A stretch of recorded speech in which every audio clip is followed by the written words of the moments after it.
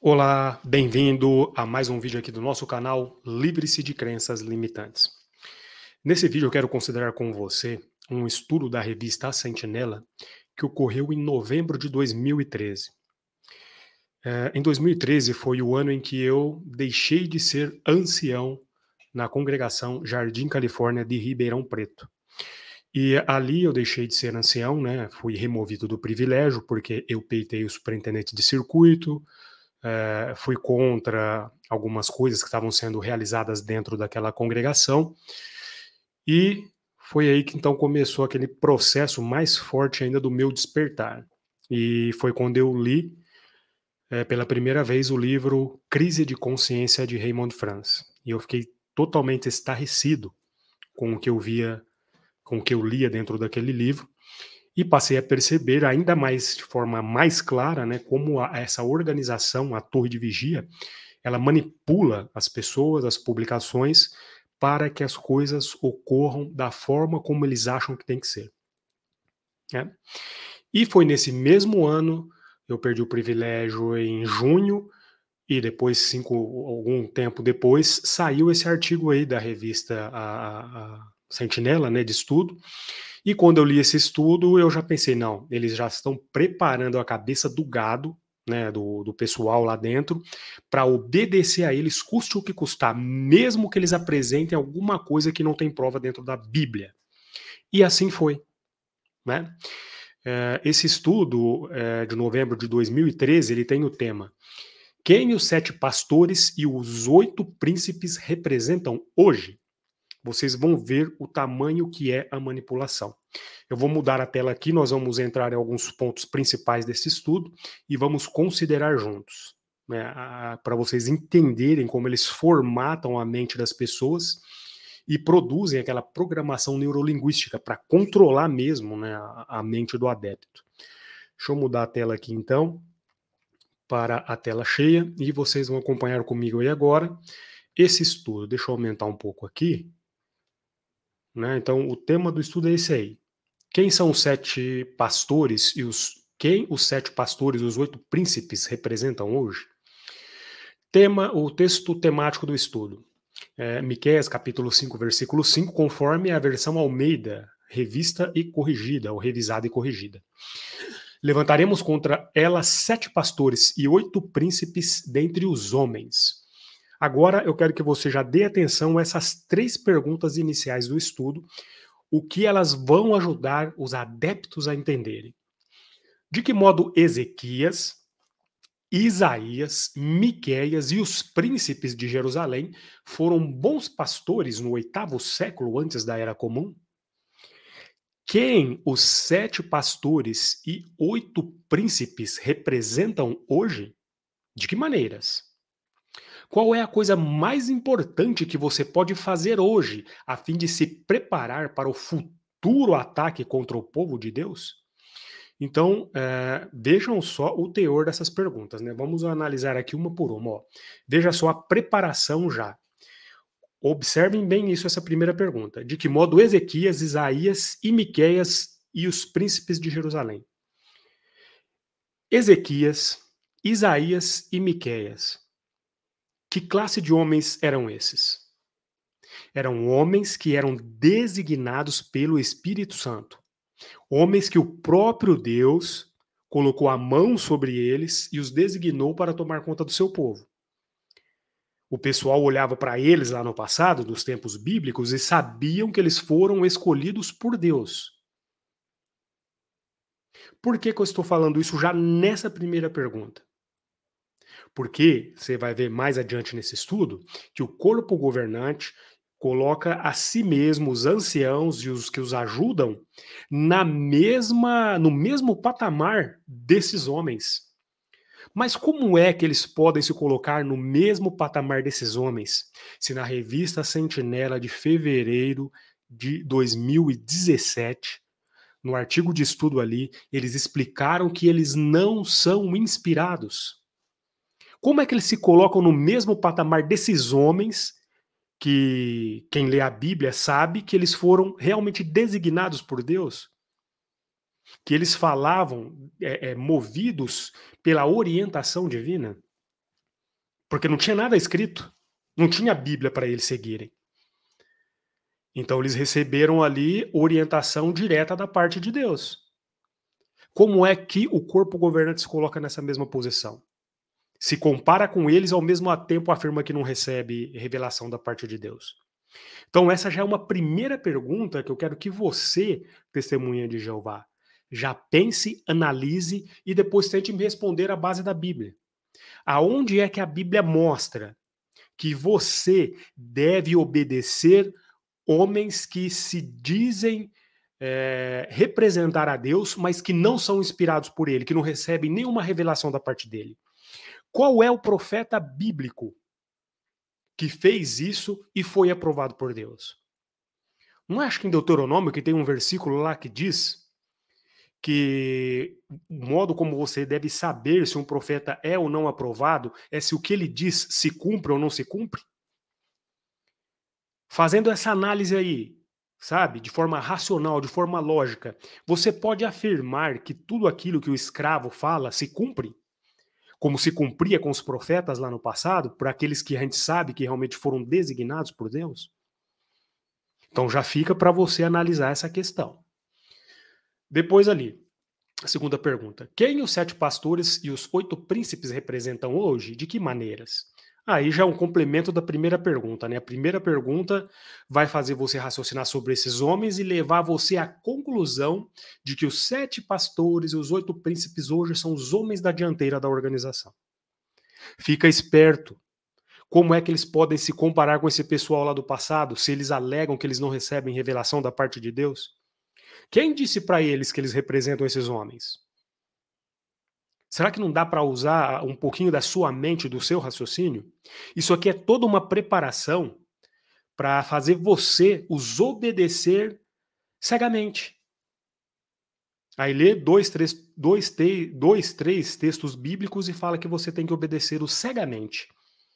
Agora eu pergunto mais uma vez, testemunha de Jeová, aonde é que está um exemplo da Bíblia que Deus, ou Jeová, como vocês falam, mandou que os seus servos lá do passado obedecessem a um homem sem base bíblica nenhuma, sem dar explicação nenhuma do porquê ele tinha que fazer isso ou fazer aquilo?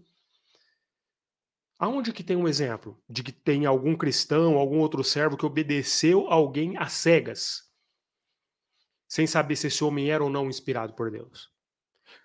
Ache um exemplo bíblico disso e me mostre. E eu falo para você, hein, temos até aquele tipo profético que Ezequiel fez com uma panela, com um estrume, que não sei o que e tudo tal. Olha, você olha aquilo e fala, pô, mas que coisa é essa, que representação que é essa que Deus mandou o profeta fazer? Mas Deus, ou o Jeová de vocês, explicou por que Ezequiel tinha que fazer aquilo. Percebem o que eu estou falando? Deus nunca pede nada para ninguém sem explicar os motivos. Nunca pede ou exige de você obediência cega. Se Deus não faz isso, quem é o corpo governante para pedir para você obediência cega? Fique atento. Mais uma vez, é uma forma de controlar a sua mente e transformar a palavra de Deus numa forma de controle para que você se sinta culpado, né, na hora que se confrontado com uma situação difícil. Né? Eles planejam tudo de antemão. Olha, eu vou falar para vocês, eu já estou até adiantando um pouco aqui antes de começar direto no estudo, porque tudo isso já era uma preparação lá em 2013 para o que aconteceu recentemente. Essas vendas de salões do reino que são dedicados e são vendidos logo em seguida, tudo para passar a impressão para vocês, esse estudo aqui, preparar a mente de vocês para que quando isso começasse a acontecer, vocês aceitassem de bom grado. Não, mas eles instruíram para nós, eles representam lá os pastores e os príncipes do passado. Eles são a classe de Ezequias, Isaías e Miqueias. E você, quando vê, está obedecendo e nem sabe. É isso aí. Muito bem. Agora, a última pergunta aí dessa introdução. Qual é a coisa mais importante que você pode fazer hoje a fim de se preparar para o futuro ataque contra o povo de Deus? Bom, então vamos aí entrar, né, no estudo. Bom, pessoal, então aqui, seguindo a nossa análise, nos parágrafos do 1 até o 5, faz uma espécie de introdução onde aborda aquele ataque, né, ou aquela trama feita entre o rei de Israel e o rei da Síria contra o povo de Judá. Aí fala-se da profecia de Emanuel, que representa Jesus Cristo lá na frente, né, segundo a interpretação da torre de vigia. E depois nós vamos lá para um novo pastor age de forma diferente. Bom, então depois daquela introdução ali, né, que nós apresentamos os parágrafos 1 até o 5, dos parágrafos 6 até o 8 já vai ver aí a preparação da mente das testemunhas de Jeová, comparando-se, né, já começa aqui a formatação. No parágrafo 6 fala ali sobre Ezequias e Acás, né, os reis ali, comparando o governo de um com o governo de outro, as atitudes que Ezequias tomou para trazer a purificação ali do povo de Israel, né, do povo de Judá lá no passado, limpando altos e tudo tal. E fala-se dos levitas, que eles teriam uma parte importante nessa limpeza, nessa purificação, que eles iam tomar a dianteira. Ali, essa classe dos levitas, quem é testemunha de Jeová já sabe quem representa, né? Os 144 mil. Ou o seu representante moderno, que são os cristãos ali ungidos, que são o corpo governante, né? Corpo governante, expressão essa que nem bíblica é, né? Que a Bíblia fala que a gente não pode ter governante nenhum sobre nós. Aí vem o escravo aí, né? Esse escravo que se diz representar, né? Os 144 mil, e diz que eles são o corpo governante. Agora, se você conseguir harmonizar isso aí com a Bíblia, me mostra como se harmoniza, que eu tô aqui curioso para saber. Então, depois de tudo isso que aconteceu, nós entramos no tópico aí. O rei confia em Jeová. Como foi que o rei demonstrou que confiava em Jeová? Então, nos parágrafos 9 a 11, nós vamos começar a entender exatamente isso, né? Como foi. Então, vamos aqui a considerar esses 3 parágrafos na íntegra. O 9. Cumprindo as palavras de Isaías, os assírios conquistaram o reino de Israel ao norte e levaram cativos seus habitantes, frustrando assim os planos de Israel de colocar no trono de Davi alguém que não tinha o direito. Mas que dizer dos planos da Síria? Os assírios passaram então a se concentrar em Judá. No 14º ano do rei Ezequias, subiu Senaqueribe, rei da Síria, contra todas as cidades fortificadas de Judá e passou a tomá-las. Relata-se que Senaqueribe conquistou 46 cidades de Judá. Imagine como você se sentiria se vivesse em Jerusalém naquele tempo. Os exércitos assírios foram se aproximando e tomando as cidades de Judá, uma após outra. Então nós já vemos aqui, né, o ataque, né, do rei da Síria contra o povo de Deus, lá o povo de Judá. No parágrafo 10, é claro que Ezequias estava a par do perigo que se aproximava. Vejam só, mas em vez de entrar em desespero e recorrer a uma nação pagã, como fez o seu pai apóstata Acás, Ezequias confiou em Jeová. Pode ser que ele soubesse das palavras do profeta Miqueias, um contemporâneo que havia predito o seguinte sobre o inimigo: quando a Síria vier, levantaremos contra ela 7 pastores e 8 príncipes dentre os homens. Esses consumirão a terra da Síria à espada. Essas palavras inspiradas, sem dúvida, encorajaram Ezequias, pois mostram que um exército bem incomum se erguia contra os assírios e que aqueles inimigos hostis acabariam sendo derrotados. Então nós vemos aqui mais uma especulação da torre de vigia. Você vê aqui, né? Pode ser que Ezequias ele soubesse daquelas palavras, ou que ele aplicou aquelas palavras ali do profeta Miqueias à sua situação. Bom, a Bíblia apoia essa ideia? Em algum momento? Aonde a Bíblia diz isso? É mais uma especulação do corpo governante, né? Então, é assim que o corpo governante faz, vivendo de especulação. Parágrafo 11. A profecia a respeito de 7 pastores e 8 príncipes teria seu cumprimento principal muito depois do nascimento de Jesus, o governante em Israel, cuja origem é desde os tempos primitivos. Ai, meu Deus do céu, aonde é que a Bíblia diz isso? Aonde é que a Bíblia aponta para isso? O testemunho de Jeová, mostra para mim Alguma vez um dos apóstolos citando Miqueias 5:1 e 2 e mostrando que se cumpriu no tempo deles ou que teria um cumprimento futuro. A Bíblia apoia essa ideia? Vamos ver o que diz Miqueias 5:1 e 2, segundo a tradução do Novo Mundo. Agora você faz cortes em si mesma, ó filha que está sob ataque. Nós fomos sitiados, com uma vara golpeiam o rosto do juiz de Israel. E você, ó Belém Efrata, pequena demais para estar entre os milhares de Judá. De você me sairá aquele que será governante de Israel, cuja origem vem dos tempos antigos, dos dias da antiguidade. Então você já vê uma salada mista aqui, né? O que tem a ver essa profecia que indica o local de nascimento do Messias com a profecia dos 7 pastores e 8 príncipes? Qual que é a função desse versículo aqui? Eles citam esse texto bíblico totalmente fora do contexto, porque eles têm certeza que você, testemunha de Jeová, não vai nem pesquisar e pensar nisso. Ué, mas o que tem a ver isso aqui com o que eu estou estudando? Aqui só faz uma referência sobre o local de nascimento de Jesus. Não tem nada a ver com os 7 pastores e 8 príncipes. Já parou para analisar isso? Então, cita um texto bíblico num monte de argumento sem base bíblica nenhuma, e você acha que o que está falando ali está baseado na Bíblia. E você não vai lá conferir para saber se é, não raciocina. Então, aí que eles pegam você de incauto. Bom, continua aqui. Isso ocorreria numa época em que a existência dos servos de Jeová seria ameaçada por uma moderna Assíria. Que exército Jeová usará por meio de seu filho já entronizado para enfrentar esse atemorizante inimigo? Veremos isso mais à frente.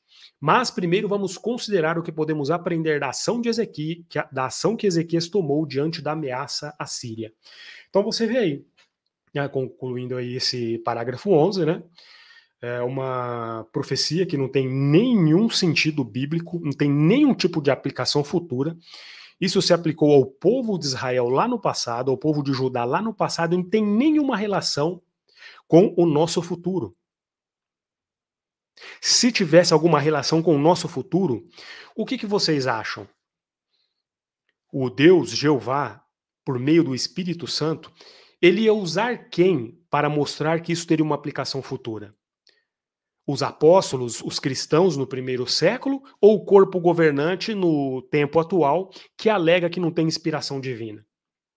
Como é que eles fazem uma afirmação dessa depois que dizem que não tem nenhum tipo de inspiração divina? Você consegue responder isso para nós, testemunha de Jeová? Essas aplicações que o corpo governante faz, você ainda consegue engolir isso? Aceitar isso de bom grado? Estão mentindo na tua cara e você aceita? E esse estudo aqui é justamente para isso. Para você aceitar tudo que eles falam sem pensar. Nós vamos chegar no ponto derradeiro em que eles vão orientar você a obedecê-los sem questionar, sem questionamento nenhum, usando como base homens que realmente foram designados por Deus, que sabiam que eram usados por ele. O rei, que era designado ali através, né, da permissão do próprio Deus e através da sua linhagem, ele já recebia essa designação. Ele quer usar os levitas, que já nasciam numa nação dedicada ao Criador. Um profeta, Miqueias, que recebeu o selo de aprovação divina, era inspirado por Deus. Eles querem se comparar com esses homens. E não dá para entender como você, Testemunho de Jeová, continua aceitando isso. É claro, não sou eu que estou falando. Não é eu, Ricardo, você abandonou a organização, agora você está falando mal. Você virou demônio, que nem teve uma irmã que entrou no meu Instagram e falou isso aí para mim. Eu te respeitava muito, mas agora eu não respeito mais porque você virou demônio. Não quer que as pessoas entrem ou saiam da organização. Não sou eu, é a própria organização mentindo para vocês. Veja aí, tá nas publicações. Precisa mais do que isso? Nós estamos lendo e analisando o que está escrito nas publicações de vocês. Se você não concordar, não tem problema. Entra aqui, mostra porque você não concorda. Mostre biblicamente. mas não estigmatize as pessoas. Isso é feio demais. Ainda mais para uma organização que diz que é cheia de adeptos que são os únicos que seguem a Bíblia à risca. Esse tipo de pessoa estigmatizando, maltratando aquele que se opõe, ou aquele que não aceita mais aquilo que era ensinado aí, isso aí é um comportamento cristão, como muitos entram aqui no canal, Thompson, Paulo não sei das quantas, né, entram com o objetivo de estigmatizar, minimizar as pessoas, ofender porque não consegue responder com argumento, né? Aí começa a atacar a pessoa. Isso aí cansa, né? Cansa, mas a gente segue, porque a gente descansa e volta, né? Porque a Bíblia diz que o justo há de cair até mesmo 7 vezes, mas há de se levantar. Então, às vezes a gente desanima, fica triste, mas volta aqui de novo. Por quê? Porque a gente tem amor pelas pessoas. Sabe aquele amor que você sente quando você sai pregando, porque você acha que está fazendo a vontade de Deus e agradando Ele, de coração? Assim como eu fazia zelosamente? É o mesmo zelo que eu tenho agora aplicado para ajudar as pessoas a entender que essa organização não representa de modo algum Deus e a sua vontade. Não representa Jesus Cristo e muito menos o Espírito Santo, que lá o Espírito Santo para eles é a mesma coisa que nada. Nem falam muito dele nas suas publicações. Jesus, então, acho que até menos que o Espírito Santo. Né? Então, por aí você já tem de base o que é a organização das Testemunhas de Jeová. Então, vamos entrar aqui a partir do parágrafo 12, agora no tópico. Ezequias toma medidas práticas. Bom, vamos fazer um resumo aqui, né? Do que quais foram as medidas práticas que Ezequias tomou. Bom, vamos ver aqui no parágrafo 13, que é o mais importante.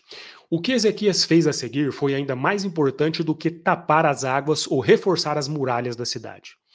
Por ser um bom pastor, ele reuniu o povo e o encorajou espiritualmente com as palavras: Não tenhais medo nem fiqueis aterrorizados por causa do rei da Síria, pois conosco há mais do que os que estão com ele.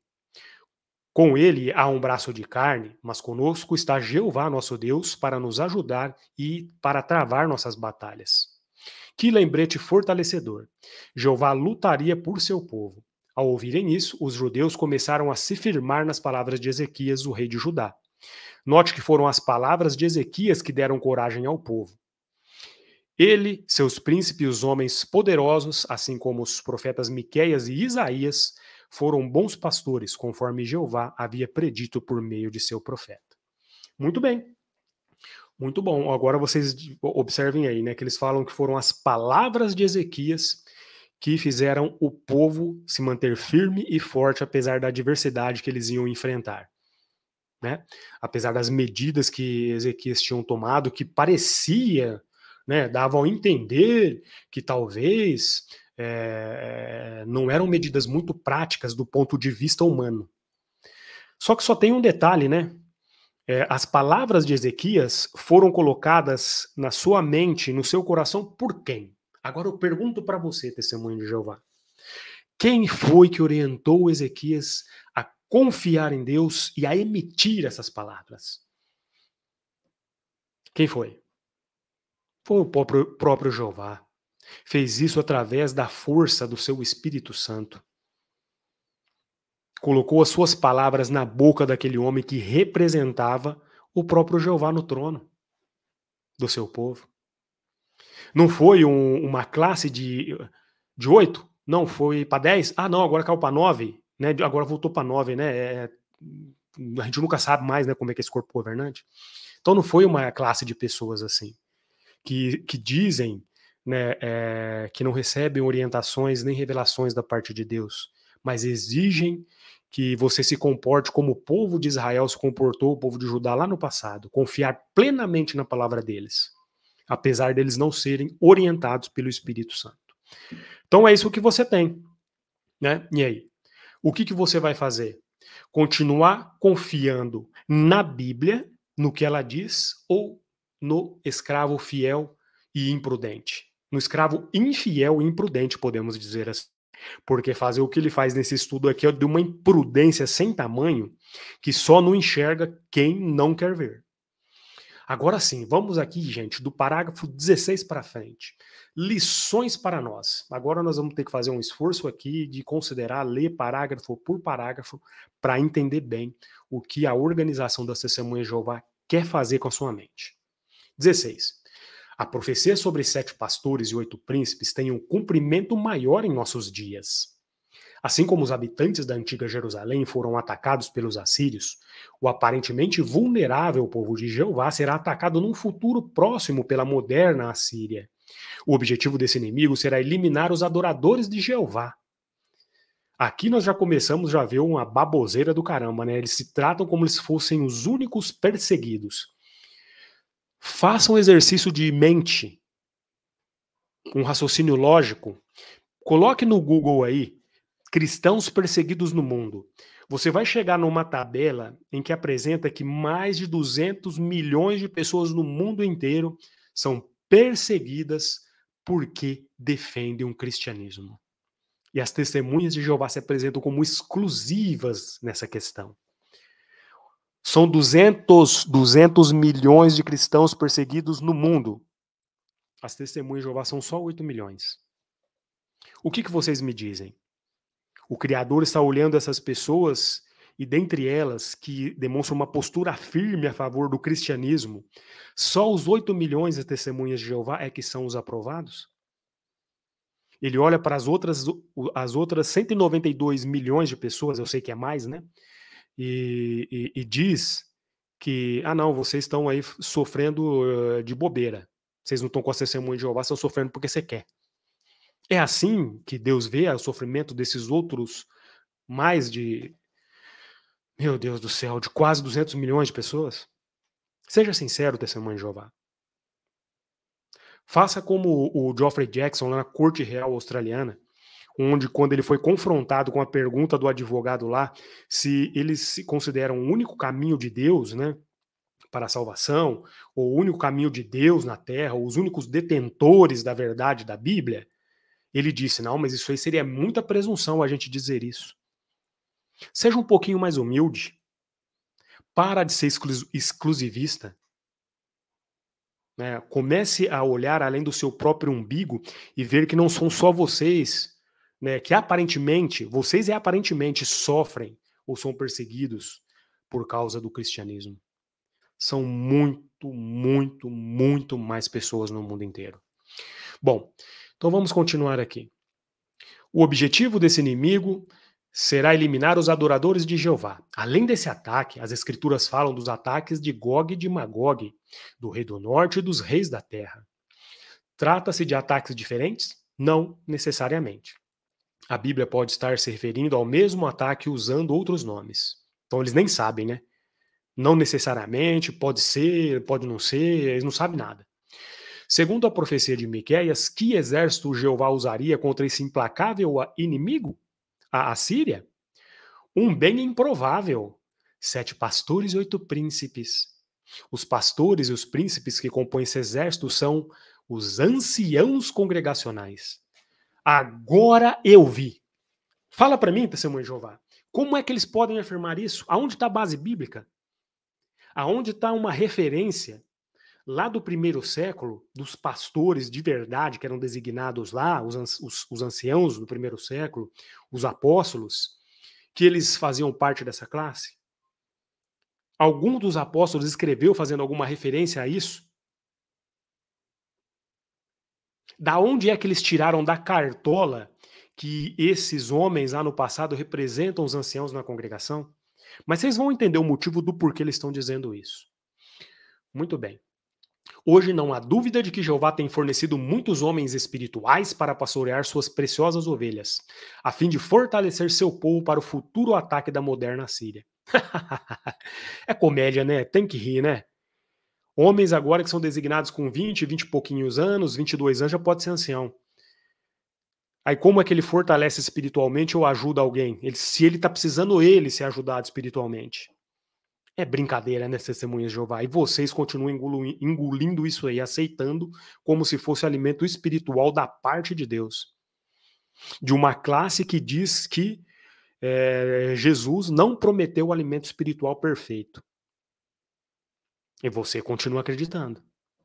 Eu não sei, depois de você considerar um tema desse, comparar com o que a Bíblia diz e você ainda continuar aceitando isso, é porque você não quer enxergar a verdade diante dos teus olhos. E isso faz mal. Acorda, olha e pesquisa. Faça isso por você mesmo, por sua família. Mas se você quiser continuar aí dentro, o problema é seu também. Depois disso, eu vou fazer o quê? Eu não posso fazer nada, eu só posso apresentar, tentar raciocinar com vocês para vocês verem o absurdo que é isso aqui. Bom, a profecia de Miqueias diz que eles pastorearão a terra da Síria com a espada. De fato, uma das armas de seu combate é a espada do Espírito, a palavra de Deus. Ah, meu Deus do céu. Anciãos que nem a Bíblia sabem usar. Eu mesmo, por exemplo, quando estava lá dentro dessa organização, tinha ancião que era coordenador da congregação e que nem a Bíblia tinha feito a leitura dela uma vez, a Bíblia inteira de capa a capa, confessou num estudo bíblico uma vez que ele nunca leu, nunca pegou a Bíblia para ler de capa a capa. Quando aconteceu isso, foi em 2007, 2008. Nessa época, eu já tinha feito a leitura da Bíblia 3 vezes de capa a capa, dessa tradução do Novo Mundo. E um ancião que estava lá, veterano, nunca tinha nem lido. Veterano de décadas na minha frente. Então, e aí? Essa aqui é uma experiência minha, você pode acreditar ou pode não acreditar. Mas alguns irmãos que estavam comigo no estudo bíblico de congregação, que ainda era feito daquele modo separado no Salão do Reino, da congregação Jardim Califórnia, vão lembrar disso. Vão lembrar disso, eu tenho certeza.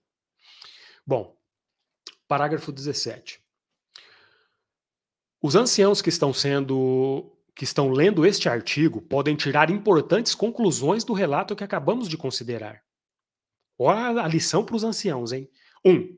A maneira mais prática de se preparar para o futuro ataque da Síria é fortalecer a fé em Deus e ajudar os irmãos a fazer o mesmo.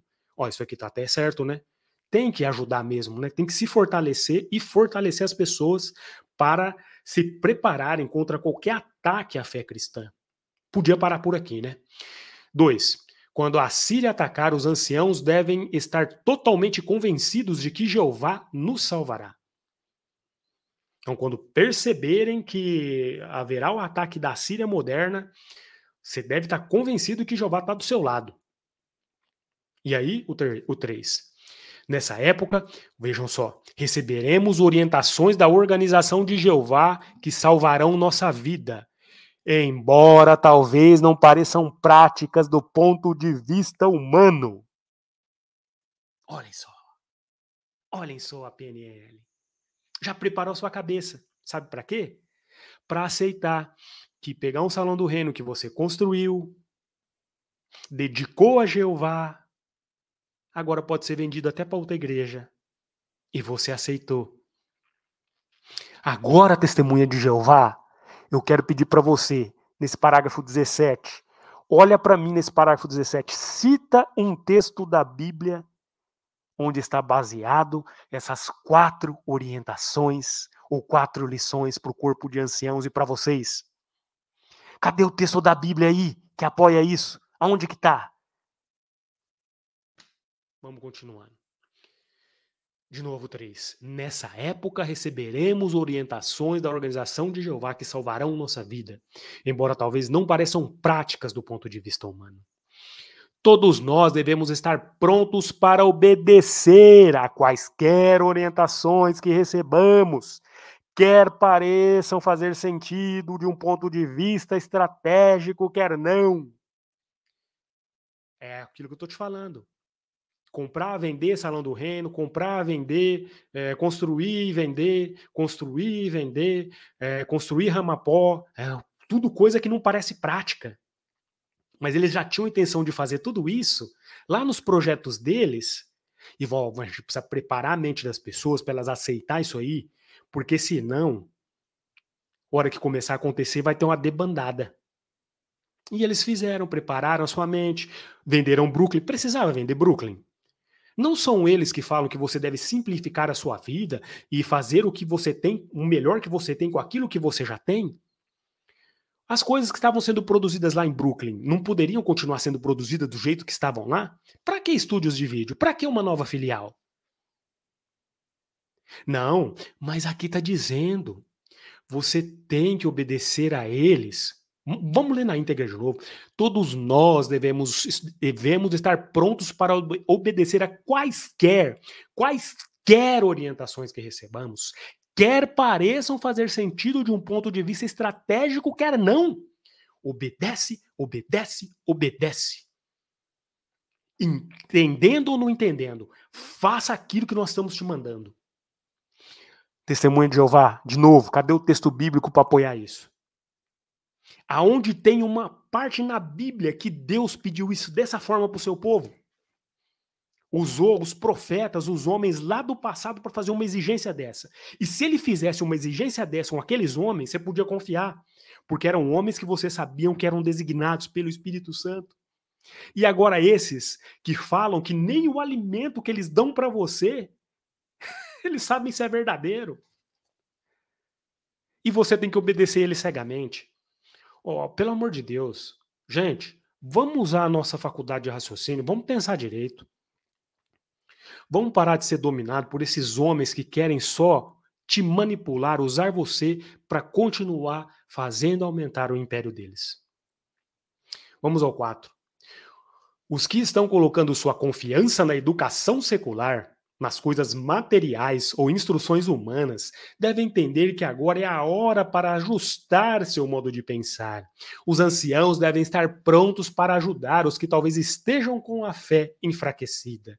Olha aí, testemunha de Jeová, além de tudo, chama você que procura ter uma vida melhor, ter um estudo, aprender mais, se tornar uma pessoa, um ser humano melhor, de uma pessoa sem fé. São os hipócritas e você continua acreditando. Agora eu pergunto para você, testemunha de Jeová, de novo, cadê o texto bíblico para apoiar isso? E quando a organização está construindo lá Warwick, Ramapó, quem que eles estão usando para isso?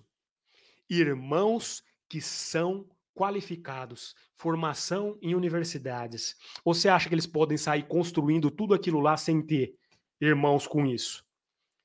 Fala para você não buscar educação, para você não procurar uma vida melhor, e quando eles precisam de um serviço de uma pessoa que tem essas qualificações, eles procuram nos irmãos. Que porcaria de hipocrisia é essa? E você continua acreditando neles. Olha, é o tempo, hein? Os anciãos aqui, ó, estão orientados. Eles foram mandados, e isso tem até no KS, né? No antigo KS, agora SFLS, eu sei lá como é que que deve ir para cima daqueles que buscam a educação secular, uma universidade. Olha, para que está fazendo uma universidade? Está atrapalhando as coisas espirituais? Se for ancião ou servo ministerial, tem que reavaliar esse privilégio dele. Se for um membro da família dele, um filho, a esposa, quem está cuidando, ele também tem que responder por isso. Cadê a base bíblica para isso? Aí, quando vocês precisam de um serviço do engenheiro, de um advogado, vocês ficam mandando carta para as congregações pedindo irmão que tem essas qualificações.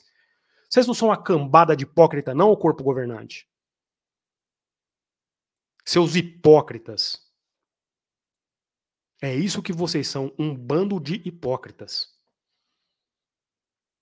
Eu vou ler de novo aqui o ponto 4, porque eu quero ver se entra na sua cabeça a hipocrisia dessa organização. Os que estão colocando a sua confiança na educação secular, agora é assim, se você estuda para ter uma vida melhor, você está colocando a confiança na educação secular. Nas coisas materiais, ou seja, você está procurando ter uma vida melhor, melhorar o seu carro, melhorar a sua casa, você está colocando sua confiança nas coisas materiais. E quem está construindo Ramapó? Uma nova filial. Está colocando a sua confiança em quem? Em Jeová ou nas coisas materiais? Para que mudar? Se onde estava sendo produzido estava tudo bom normalmente. Você não para se perguntar isso não, testemunha de Jeová? Olha, é cansativo ter que fazer um vídeo desse, dando esses toques, porque parece que vocês não enxergam. Então vamos lá. ou instituições humanas devem entender que agora é a hora para ajustar seu modo de pensar. Tome cuidado, é que nós estamos falando. É a hora de você tomar jeito. Se você não tomar prumo, você vai receber as consequências. É isso. Os anciãos devem estar prontos para ajudar os que talvez estejam com a fé enfraquecida. Sabe o que isso aqui me lembrou? Me lembrou de um hipócrita, de um superintendente, da época que eu fui servo ministerial na congregação Vila Virgínia. Um que parecia uma borboleta, só faltava bater asas e voar. Quando de vez em quando ele fazia, eu gosto de chamar ele de Ivolanda Mussolini Pavão. Quem conhece esse irmão sabe o nome dele certinho, que é bem parecido com isso aqui que eu falei agora. Esse maninho aí, ele era cheio de fazer discurso, e às vezes ele fazia uma ameaçinha no congresso, na assembleia, para os irmãos. Olha, precisa fazer esses ajustes, aqueles ajustes, senão vocês vão receber uma amorosa visita de 2 anciãos. Ele falava isso na tribuna. Falava pra gente, a hora que estava na reunião, né, quando fazia os discursos na reunião, quando ele vinha na visita. É isso aí, é esse tipo de pessoa aí, ó. Né? Deve ter sido ele que ajudou a escrever esse artigo, porque não é possível, né, um tipo de gente desse aí ser usado numa organização dessa. Bom, o 18 para finalizar. Chegará a hora em que os servos de Deus parecerão tão vulneráveis como os judeus encurralados em Jerusalém nos dias de Ezequias. Quando isso acontecer, que as palavras de Ezequias sirvam para nos dar forças, que nos lembremos de que, como nossos inimigos, há um braço de carne, mas conosco está Jeová nosso Deus para nos ajudar e para travar nossas batalhas. Finalmente, fim desse estudo maledito, como se diz em italiano. Vamos voltar para a tela normal aqui agora. Bom, agora eu quero conversar com você, testemunho de Jeová, para a gente finalizar o vídeo aqui, que é um vídeo que já ficou bem longo, mas o conteúdo é esse aí. O que você achou disso? Será que está certo? Será que está errado?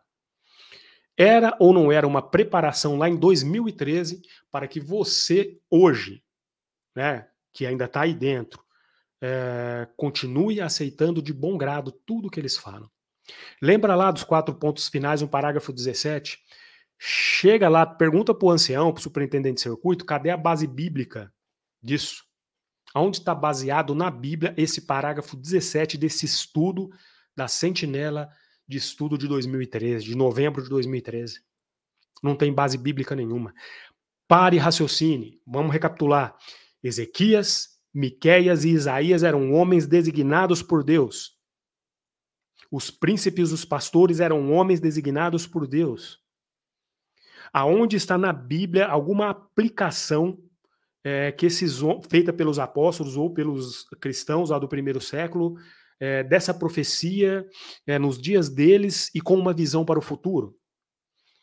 Da onde é que a organização tirou isso? Qual é o respaldo bíblico para isso? Se eles mesmos têm estudos bíblicos aí falando para não se usar mais tipos e antítipos, aí de repente eles aparecem com um estudo desse aqui.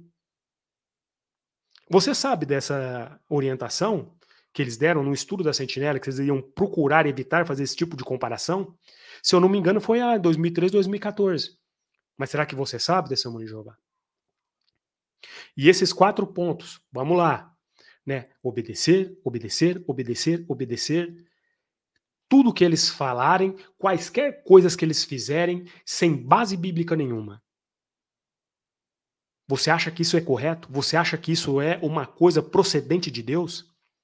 Mais uma vez eu pergunto, aonde é que tem na Bíblia uma vez que Deus pediu para o seu povo seguir orientações de homens que não eram designados por ele, obedecerem esses homens cegamente sem questionar? Tem algum exemplo disso na Bíblia? Porque eu sou enfático nisso, porque vocês dizem que são a única religião que seguem a Bíblia à risca. Então eu quero que vocês venham aqui no canal, dialoguem conosco e mostrem, argumentem, contra-argumentem usando a Bíblia para responder essas perguntas. Pessoal, então esse foi o vídeo. Eu separei um tempo, fazia tempo que eu não gravava um vídeo mais longo, mas eu acredito que esse vídeo vai ajudar algumas pessoas a entenderem como é feita a manipulação dessa organização. E nós temos mais vídeos que vão tratar de outros assuntos vindo por aí. Eu quero agradecer você que ficou comigo até esse fim aqui desse vídeo e pedir, por favor, se você gostou do vídeo, deixe o seu comentário. Fale aquilo que você gostou, os pontos que você achou legal, os pontos que você não achou legal. Fale sobre um assunto que você gostaria de ver sendo abordado aqui no canal. E eu vou deixar para você uma palavra-chave para ver se você assistiu o vídeo até o final. A palavra-chave vai ser Miqueias. Se você chegou até aqui, digite Miqueias nos comentários e deixe um comentário explicando por que você gostou ou não gostou desse vídeo, tá bem? Então quero agradecer a todos vocês de todo o coração e, por favor, pedir que faça a coisa que é mais importante. Compartilhe esse vídeo para que ele chegue a mais pessoas e nós assim, todos nós juntos, uma força, uma corrente, nós possamos ajudar as pessoas a se livrarem de crenças limitantes e a entenderem essas verdades baseadas na própria Bíblia, em comparação com as publicações das Testemunhas de Jeová. Muito obrigado mais uma vez por tudo e lembre-se, livre-se de crenças limitantes. Nos vemos no próximo vídeo.